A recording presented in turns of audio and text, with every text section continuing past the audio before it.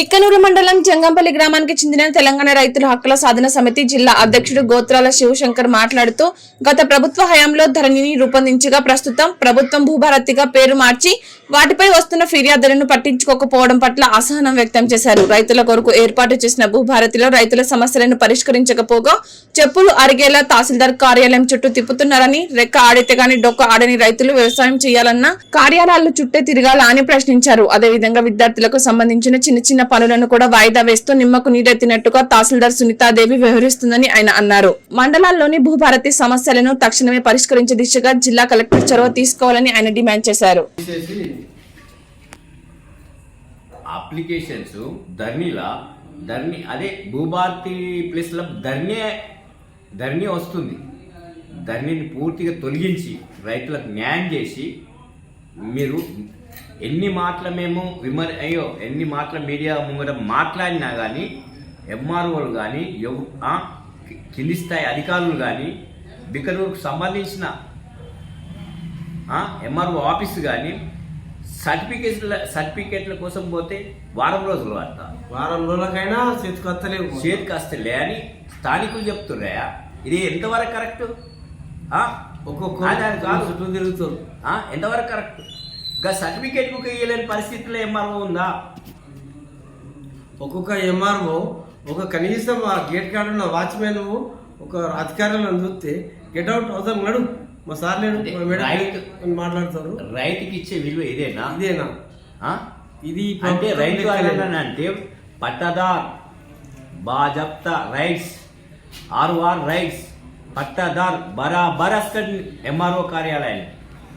మరి ఎంఆర్ఓ కార్యాలయాన్ని బరాబర్ వస్తాడు, బరాబర్ జవాబుదారితనంతో నిలదీస్తాడు. అవసరం అనుకుంటే భూమి కాడికి వచ్చి వీందా కాదా అని కూడా తెలుసుకొని మాట్లాడి చేయగల. లేకపోతే అట్లనే మీరు నిమ్మకు నీరెత్తనప్పుడు మీరు నిశ్శబ్దంగా ఉంటే పనులేడైతే అమ్మా. మీరు పనులు తర్వాత ఆన్లైన్ చేయండి, అప్లికేషన్స్ క్లియర్ చేయండి. ఎందుకంటే ఇంకోటి ఏంటనంటే ఈ సందర్భంగా మీకు అప్పచెప్పిన రెవెన్యూ మినిస్టర్ పొంగులేటి శ్రీనివాసరెడ్డి గారు కలెక్టర్లకు ఆదేశాలు జారీ చేసినా కూడా మీరు ఒక అసమర్థత సోమరితనము. అంటే ఇప్పుడు దున్నపోతు మీద వాన పడ్డట్టున్నది వీళ్ళ పరిస్థితి. అంతే. ఏంటయ్యా ఇంకా దున్నపోతు మీద చేసుకున్నట్టుందన్న. ఇలాంటి పరిస్థితుల రైతులు రూపాయి జోబులో పెట్టుకొని బస్ కిరాయిల పొంట వస్తే మీరు ఏమి విలువిస్తున్నారు? ఏమిస్తుర్రా? రైతుకు ఏం విలువిస్తున్నారు మీరు? వాడు ఏడికేం తీసుకొస్తారు? చెప్పులో కూక కొంటానికి పైసలు లేవు, మీ ఆఫీస్కి వచ్చడానికి బాకీ ఆడుకొని వస్తుంది. గిదా వ్యవస్థ. అక్కడ నుంచి అడ్మినిస్ట్రేటివ్ సీఎం నుంచి కానీ రెవెన్యూ మినిస్టర్ నుంచి కలెక్టర్ నుంచి కరెక్ట్ ఉన్నది. ఎక్కడ మిస్ అవుతుందంటే స్థానిక ఎంఆర్ఓ ఆఫీసులలో ఇతర శాఖ అధికారుల చేతులనే పూర్తిగా విఫలమవుతుంది. అందుకని హెచ్చరిస్తున్నా. సర్టిఫికెట్ల విషయం కానీ, విద్యార్థి సర్టిఫికెట్ల విషయం కానీ, భూమి సమస్యల విషయం కానీ తక్షణమే పరిష్కారం చేయాలని ఒక పక్షాన హెచ్చరిస్తున్నా. కలెక్టర్ గారు మీరు ఇమ్మీడియట్లీగా భూభారతికి వచ్చిన సర్టిఫికెట్లను వెరిఫికేషన్ చేసి ఎంతవరకు 90% కంప్లీట్ చేసిండ్రా అనేది మీరు వెరిఫికేషన్ పెట్టండి. చేయని వాళ్ళని సస్పెండ్ చేసేసండి ఇమ్మీడియట్లీగా. వాళ్ళు అవసరం లేదు. పనిచేయని అధికారి మనకు అవసరమా? రైతులకు పనిచేయని అధికారులు అవసరమా? ప్రజలకు అవసరమా? ఇల్లు కూలిపోతే కూడా ఈ వరకు రిపోర్ట్ ఇవ్వలే. రిపోర్ట్ ఇచ్చిన పాపానాలే లేదు, రిపోర్టే లేదు. ఎంతో మంది మా దగ్గరికి వస్తున్నారు. అన్నా మేము ఇల్లు రామచంద్ర అనుకుంటా గుడిసెలు వేసుకున్నారు బాధలు. వాళ్ళకి ఏం సమాధానం చెప్పమంటారు? ఇందిరమ్మ ఇల్లు కల్పిస్తున్నాం, ఓకే వాడుతున్నాం. మీరు రిపోర్ట్ ఇయ్యరమ్మా. మీ సర్వే రిపోర్ట్ ఏమైంది? మీరు సర్వే చేసిరు కదా, లోటు పాత్రలు అన్నంటే వర్షాభావ పరిస్థితులు దెబ్బతిన్న ఇళ్లకు రిపోర్ట్ చేసిరా? రిపోర్ట్ మీ దగ్గరనే పెట్టుకుంటే ఎట్లా?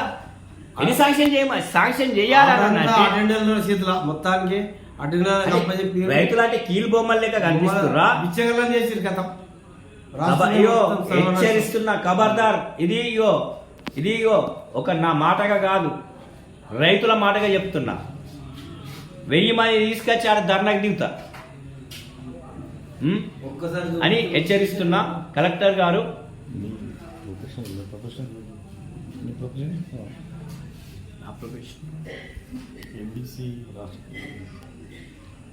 రైతు సంఘం జిల్లా అధ్యక్షుడు చేస్తున్నా, రైతులకు సంబంధించి నేను తెలంగాణ రైతు హక్కుల సాధన సమితి జిల్లా అధ్యక్షునిగా ఒకటే మాట. ఎందుకంటే పలుమార్లుగా మీడియా మిత్రులు సహకారంతో అందరి రైతుల సహకారంతో, రైతులు అన్నలు, చిన్నకారు సన్నకారు రైతులు అందరి ప్రోద్బలంతో ఒక తాడికి తీసుకొచ్చి అలా సమస్యలు పరిష్కరిస్తామని మాటిస్తే ఆఖరికి మమ్మలను గోదావరి కట్టినట్టు చేస్తూ జిల్లా అధ్యక్షుని గోదావరి కట్టినాక ఇంకా రైతులు ఏడగలుగుతారే? గీదా పద్ధతి. ఒక జిల్లా అధ్యక్షునిగా కలెక్టర్ గారికి సిఫారసు చేస్తున్నాం.